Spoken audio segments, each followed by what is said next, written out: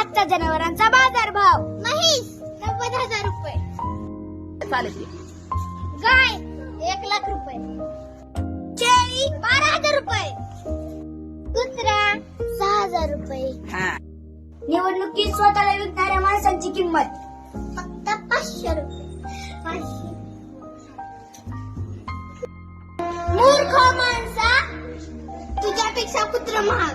स्वतःचा स्वाभिमान घाण ठेवू नका. आपलं मत बहुमूल्य आहे, ते विकू नका आणि ते वाया घालवू नका. तू लढला नाही तरी चालेल, पण स्वतःला विकू नको. मतदार राजा जागा हो. लोकशाही